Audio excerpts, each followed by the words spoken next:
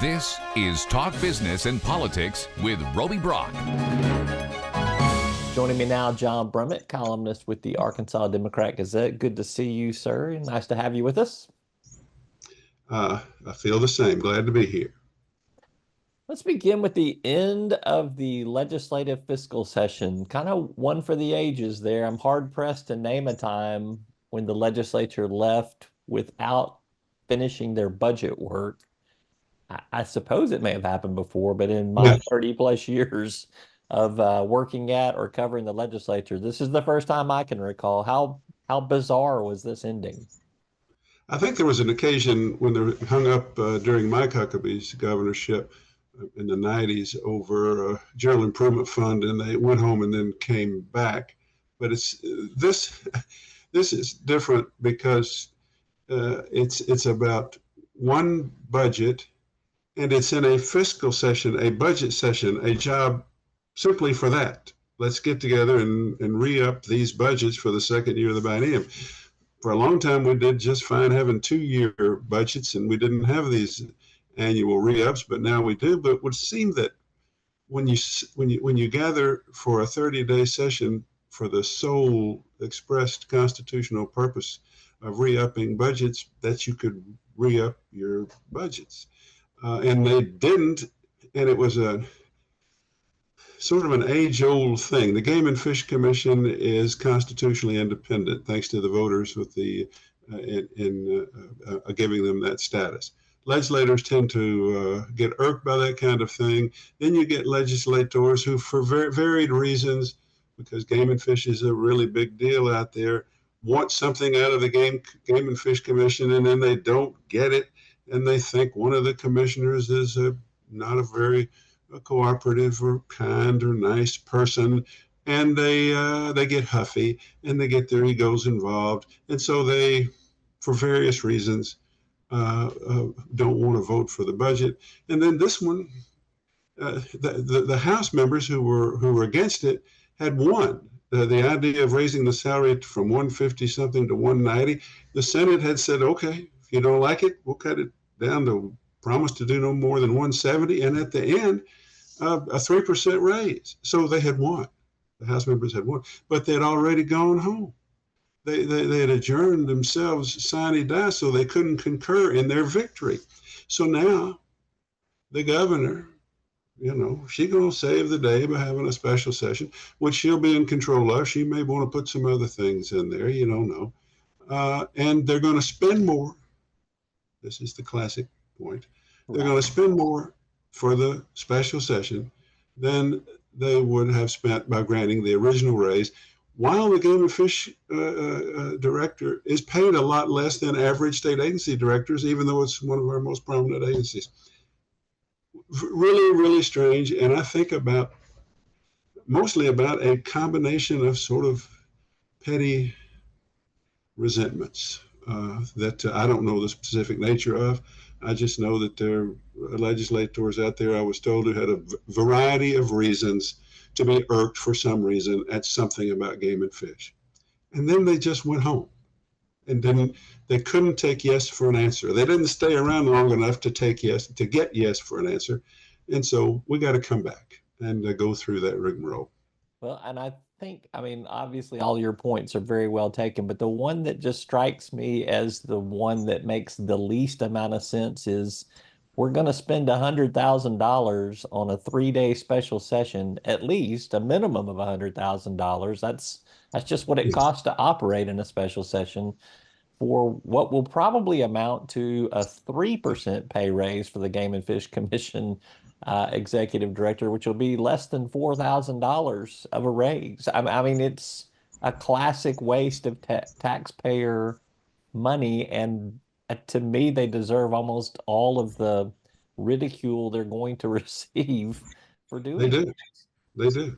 And if you're concerned about money at state agency director level, look at what Governor Sanders paid Proferi. Is that his name? He's been back in her well over $200,000. Then he got in trouble with the correction board.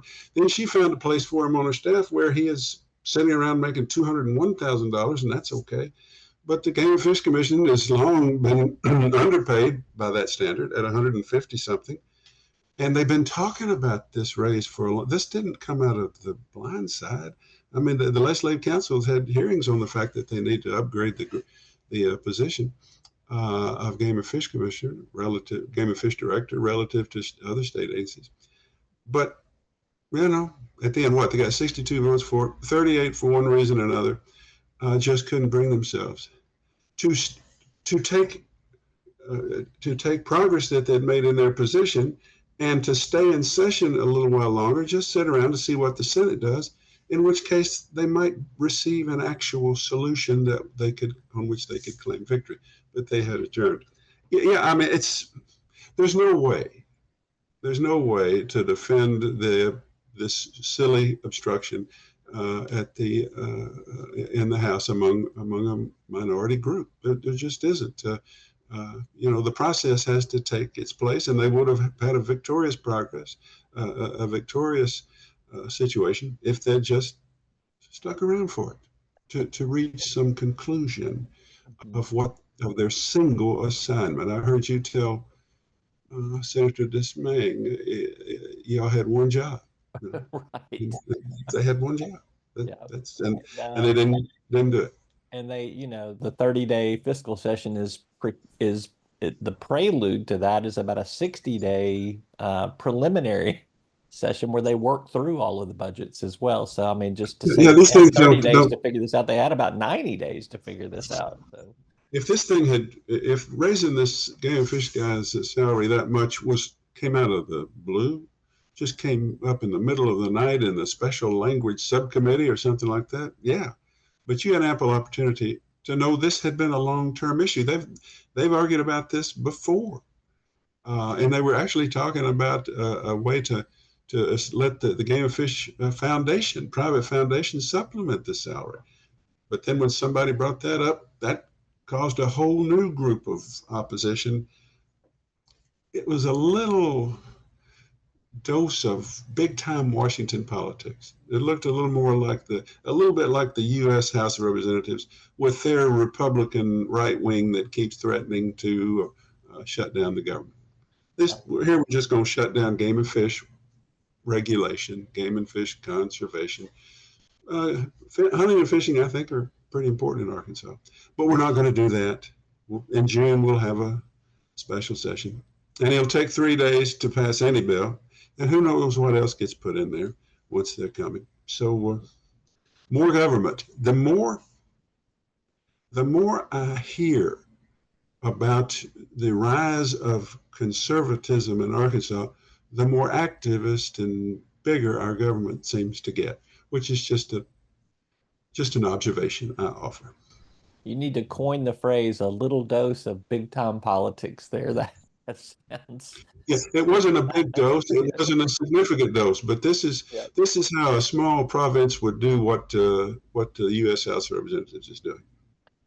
All right, little known trivia fact, my great-grandfather, David Graves, was the director of the Game and Fish Commission back in 1939 to about 1942, right around the end of the war, coming out of the Depression. So how about what was his salary? I'd like to know.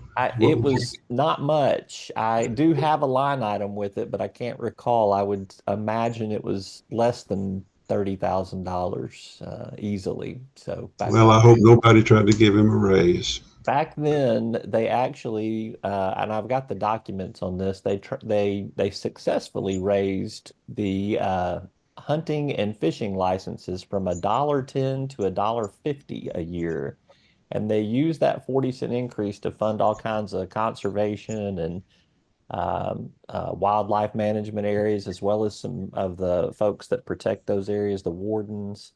And my favorite part of it was they wanted to buy, quote, a motion picture machine so they could go around the state and show nature videos to people to encourage them to get on out there and participate. So you're saying it was a much happier time in Arkansas Game and Fish during the Depression, right? 29 to 32, yeah. Coming out of the Depression there. That's the way I spin that. There you go. I'm not real keen on the state of our politics right now. So it was better during the Depression in terms of getting things done and doing your job and going home. If these guys would just go home and stay home for a good while. Yeah, it was I think before Game and Fish was an independent agency. Right. It was a governor's appointee, is what he was. So I'm not sure if it was the Parnell or the Atkins administration. I think it was Parnell. So, all right, let's shift gears. State Senator Bart Hester, reelected as the leader of the state Senate, gets into a some sort of row on Twitter with Chris Jones, the former Democratic gubernatorial nominee, and now Chris Jones has hired Tom Mars to sue Bart Hester for libel or defamation. Can you catch everybody up who doesn't spend all of their time on Twitter as to what this controversy is about? Well, you just said it. Basically, Bart Hester, who is a solid, simple values conservative. I don't think he's known as a great original thinker, but he is an effective president pro tem. He gets along with people, and he is and he likes to, from time to time, tweet the talking points. And it is now a Republican national talking point to say that anybody who expresses any support for or tolerance for the protesters or any element of the protesting is supporting Hamas, is a terror, and is therefore a terrorist sympathizer. Bart Hester's not the first person to say that. Tom Cotton's been saying it for several days, and Tom Cotton is one of Bart Hester's heroes, I'm sure. In fact, Cotton was on one of the national shows yesterday saying that Joe Biden wants Hamas to defeat Israel. He said that.